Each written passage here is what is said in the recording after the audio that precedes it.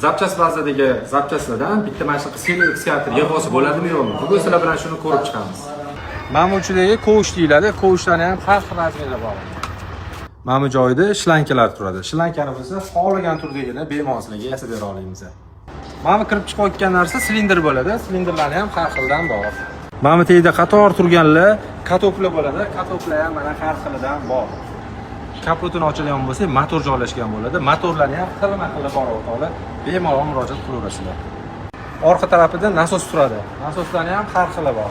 Mana bu narsasi направляющий deyiladi. Направляющий ham har xillardan bor. Mana bu narsa sep yoki gusinsa deyiladi. Gusinsalardan bor.